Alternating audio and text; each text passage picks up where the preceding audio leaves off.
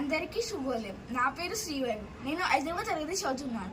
ఈరోజు నేను ప్రాణ స్నేహితులు అనే కథ చెప్పబోతున్నాను. అడవిలో అందమైన పక్షుల సమూహం నివసించేది. వాటిలో 2 ప్రాణ స్నేహితులు నివసించేవారు, కెనరీ పక్షి మరియు రామచిలుక. ఒకరోజు 2 పక్షులు పాడుతూ ప్రకృతిని ఆస్వాదిస్తున్నప్పుడు ఒక ధనవంతుడైన వ్యాపారి అడవిలోకి వస్తాడు. రామచిలుక అందం మరియు పాటకు ఆకర్షికుడు అవుతాడు. వ్యాపారి రామచిలుకను పంజరంలో బంధిస్తాడు.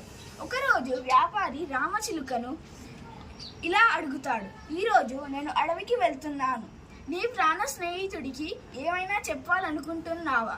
అప్పుడు రామచిలుక, నా ప్రాణ స్నేహితుడు చాలా గుర్తొస్తుండు అని చెప్పమంది. ఈ సందేశాన్ని కెనరీ పక్షికి ఇయ్యడానికి వెళ్ళినప్పుడు కెనరీ పక్షి బాధతో కింద పడి చనిపోయింది. అప్పుడు జరిగిందంతా వ్యాపారి రామచిలుకకు చెప్పిండు. అప్పుడు వ్యాపారి రామచిలుకకు చెప్పగానే రామచిలుక తట్టుకోలేక పంజరంలోనే చనిపోయింది. అప్పుడు వ్యాపారి ఏడ్చి ఆ రామచిలుకను పంజరంలోకి వెళ్ళి బయటికి తీస్తాడు. అకస్మాత్తుగా రామచిలుక దూకి కిటికీ దగ్గరికి ఎగిరిపోయింది.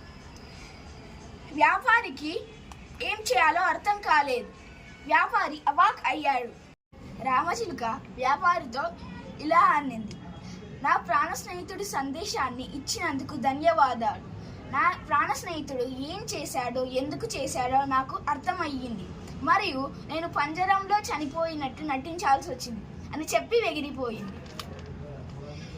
ఈ కథ విన్నాక మనం తెలుసుకున్న నీతి ఏమిటంటే, కెనరీ పక్షి లాంటి మిత్రులను ఎల్లప్పుడూ రక్షించాలి, లేదా అర్హత ఉన్న మనిషికి కెనరీ పక్షిలా తోడు ఉండాలి.